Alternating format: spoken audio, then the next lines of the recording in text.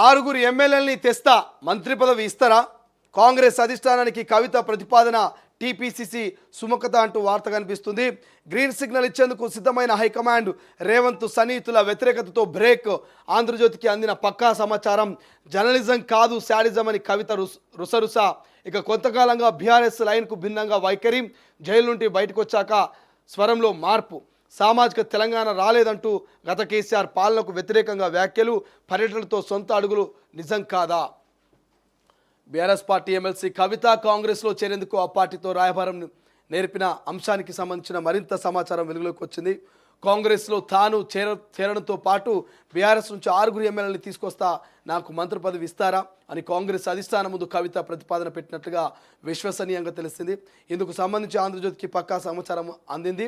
కాంగ్రెస్ అధిష్టానం ముందు తన ప్రతిపాదనను పెట్టి చర్చించే విధంగా పావులు కదిపారు. మంత్రి పదవికి సంబంధించిన తన అభిమతాన్ని కాంగ్రెస్ పెద్దల ముందు ఉంచారు. కాంగ్రెస్ అధిష్టానం కూడా గ్రీన్ సిగ్నల్ ఇచ్చేందుకు సిద్ధమైందని తెలిసింది. టీపీసీ స్థాయిలో కవిత చేరికపై సుముఖత కూడా వ్యక్తమైంది. ఈ మేరకు అధిష్టానానికి సమాచారం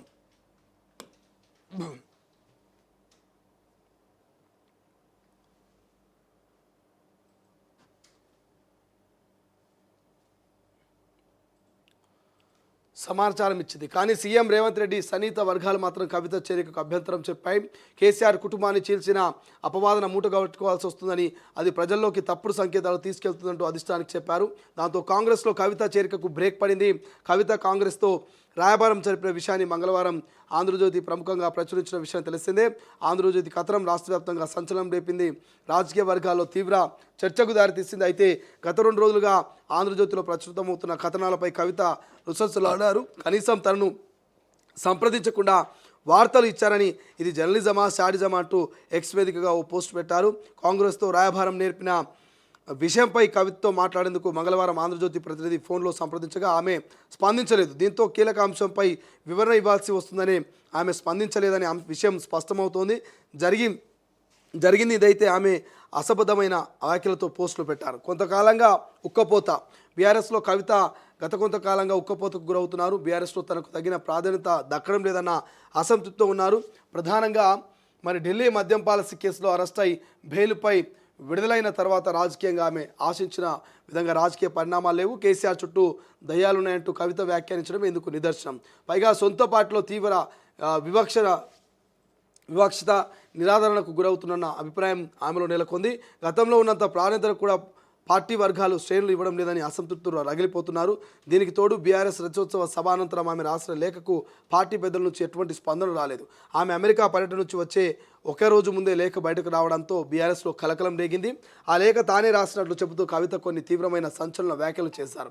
లేఖను ఎవరు బయట పెట్టారో చెప్పాలంటూ డిమాండ్ చేశారు. కేసీఆర్ దేవుడు అంటూనే ఆయన చుట్టూ దయాలున్నాయని ఆరోపించారు. 25 ఏళ్ల పార్టీలో కుటుంబం నుంచి తొలిసారి ధిక్కర స్వరాన్ని వినిపించారు. దీంతో పార్టీలో ఆమె తీవ్ర అసంతృప్తితో ఉన్నారన్న విషయం స్పష్టంగా వెల్లడైంది. అనంతరం కవిత వద్దకు పార్టీ అధినేత కేసీఆర్ సూచనల మేరకు 2 దూతలు వెళ్లి రాయబారం నేర్పారు. ఆ సందర్భంగా పార్టీలో తన ప్రాధాన్యంపై స్పష్టత ఇవ్వాలని ఆమె పట్టుపట్టారు. ఇందులో అధినేత నుంచి సానుకూలత వ్యక్తం కాకపోవడంతో రాయబారం విఫలమైంది.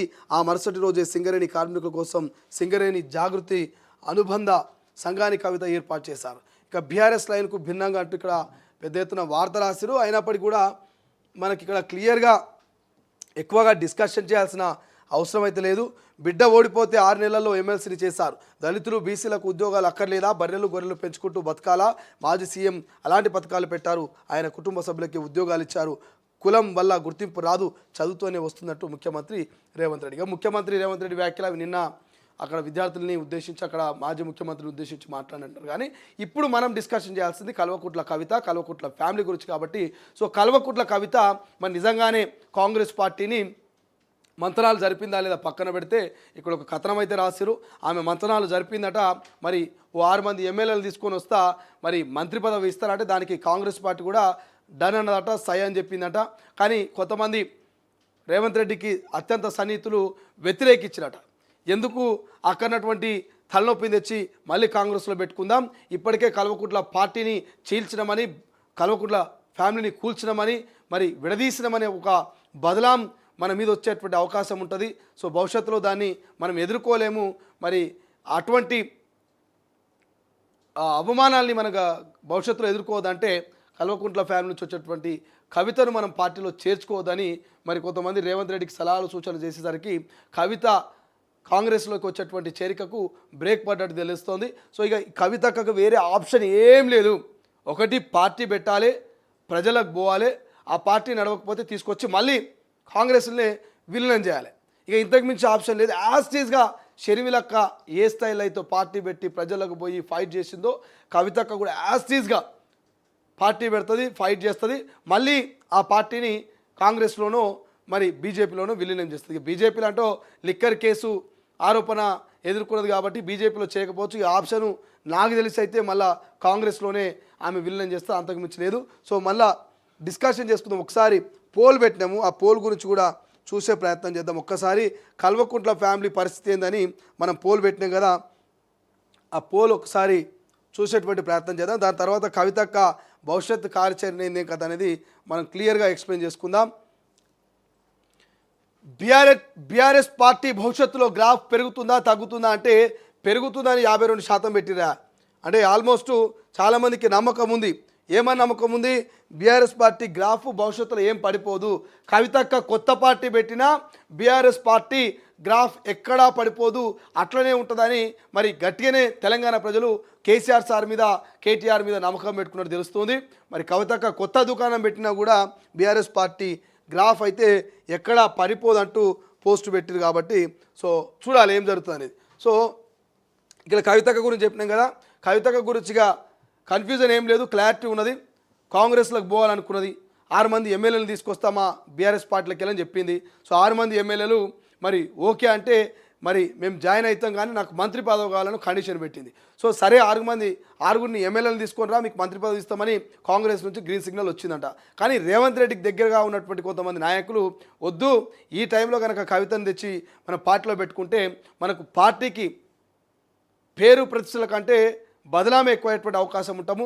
ఎందుకు మన కల్వకుంట్ల ఫ్యామిలీని చీల్చడమని, కల్వకుంట్ల ఫ్యామిలీని నాశనం చేస్తామని ఇప్పటికే ప్రజల నుంచి వ్యతిరేకత వస్తున్నది. ఇక ఆమెను తెచ్చి జాయిన్ చేసుకొని ఆమెకు మంత్రి పదవి ఇచ్చి మరింత అపరాధాన్ని ఎందుకు మూట కట్టుకుందాము, వద్దు కవిత అని చెప్పేసి చెప్పిరట. ఇక ఆమెకి వేరే ఆప్షన్ లేదు, బీజేపీకి పోదు, బీఆర్ఎస్లో ప్రయారిటీ లేదు కాబట్టి బయటకు వస్తున్నది.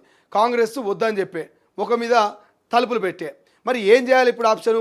ఇక వాళ్ళని వీళ్ళని అడుగుడేంది, మనమే ఒక జెండా తయారు చేసుకుందాం, మనమే ఒక ఎజెండాతోటి సామాజిక తెలంగాణ అనేటువంటి అంశంతో జనంలోకి పోదాం అనేటువంటి నేపథ్యంతో సింగరేణి సంఘాన్ని ఏర్పాటు చేసే జాగృతి సింగరేణిలో జాగృతి సంఘాన్ని ఏర్పాటు చేసే మరి కొత్తగా క్యాడర్ని పోస్టింగ్లు చేయబట్టే, ఇక జనంలో పాదయాత్ర చేయబట్టే మరి కవితక్క. కాబట్టి ఇక కవితక్క కొత్త జెండా ఫిక్సు, కొత్త party fix, June 2 announcement fix. మరి కేసీఆర్ శాఖ మాత్రం జూన్లో షాకుల మీద షాకులు తగ్గుతున్నాయి. ఓవైపు విచారణకు హాజరు కావాలి, ఇంకోవైపు బిడ్డ పెట్టే పార్టీతోటి మరి ప్రశ్నల వర్షాన్ని ఎదుర్కోవాలి, ఇంకోవైపు కొడుకు ఏసీబీ ముందు హాజరు కావాలి. ఇట్లా చెప్పుకుంటూ పోతే జూన్ అనేది కల్వకుంట్ల ఫ్యామిలీకి కలిసి వచ్చేటువంటి పరిస్థితి మనకు కనిపించట్లేదు. ఏం జరుగుతుందో జూన్లో మరి చూడాల్సినటువంటి అవసరం ఉంది. బట్ క్లారిటీగా చెప్తా ఉన్నా, కల్వకుంట్ల కవితక్క మాత్రం కొత్త party fix fix fix fix అంతేగా రాసి పెట్టుకోరు. ఏది పడితే అది మాట్లాడితే ఎలా? ఎమ్మెల్సీ కవిత అంశంపై ఏవేవో వ్యాఖ్యలు చేశారు. మీ